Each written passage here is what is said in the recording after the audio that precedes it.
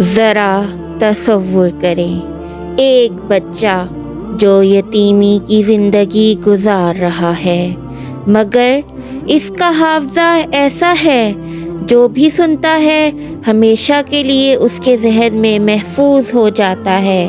وہ عام بچوں کی طرح کھیل کود میں وقت ضائع نہیں کرتا، بلکہ اپنی عمر کے لحاظ سے ایک غیر معمولی مقصد رکھتا ہے۔ وہ مقصد کیا ہے؟ اللہ کے رسول صلی اللہ علیہ وسلم کی احادیث کو محفوظ کرنا۔ یہ بچہ کون تھا؟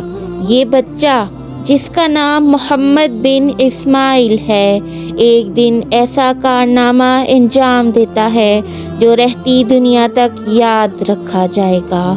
وہ ہزاروں میل کا سفر طے کرتا ہے، مختلف شہروں اور ممالک میں علم حدیث کے جوہرات تلاش کرتا ہے، اور پھر ایک ایسی کتاب مرتب کرتا ہے جسے دنیا صحیح بخاری کے نام سے جانتی ہے، ایک ایسی کتاب جسے قرآن کے بعد سب سے زیادہ مستند مانا جاتا ہے۔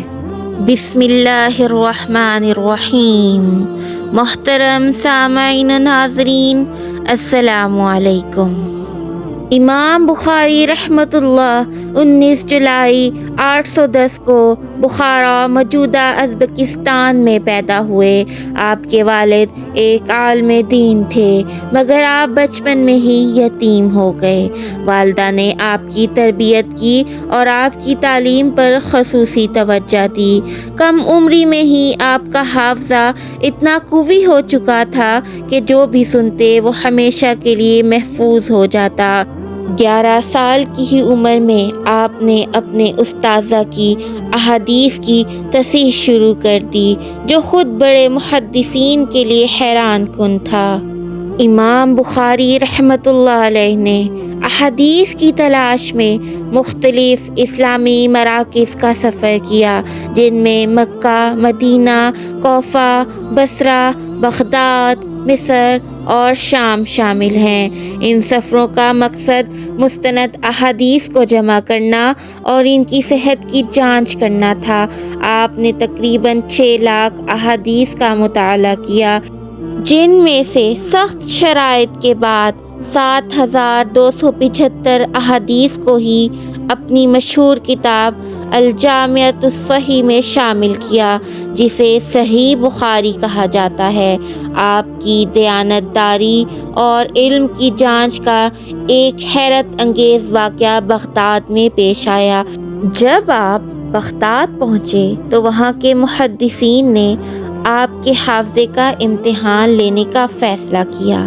انہوں نے 10 افراد کو منتخب کیا اور ہر فرد کو 10 احادیث دیں کہ ان کے اسناد اور متن کو آپس میں ملا کر امام بخاری رحمۃ اللہ کے سامنے پیش کیا جائے۔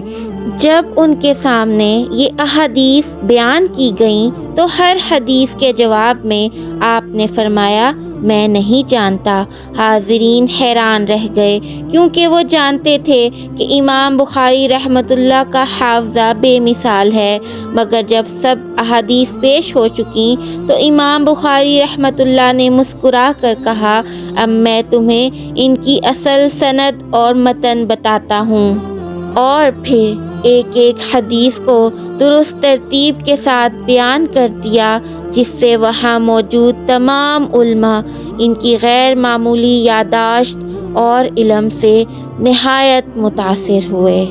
امام بخاری رحمۃ اللہ کی علمی دیانتداری کا اندازہ اس بات سے لگایا جا سکتا ہے کہ وہ حدیث کو جب اپنی کتاب میں شامل کرتے تو اس سے پہلے غسل کرتے اور 2 رکعت نفل ادا کرتے اور استخارہ کرتے۔ وہ صرف انہی احادیث کو اپنی کتاب میں شامل کرتے جن کی سند مکمل طور پر مستند اور قابل اعتماد ہوتی۔ یہی وجہ ہے کہ صحیح بخاری کو قرآن کے بعد سب سے معتبر کتاب مانا جاتا ہے۔ آپ کی زندگی کا بیشتر حصہ علم و حدیث کی خدمت میں گزرا۔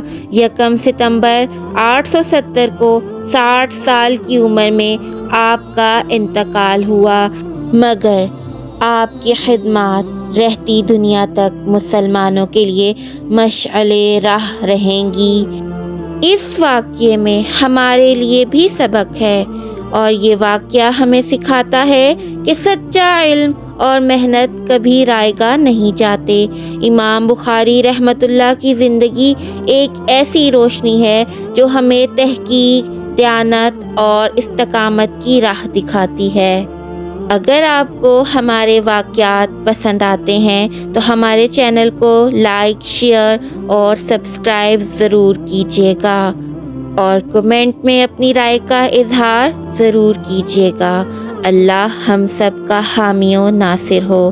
جزاک اللہ۔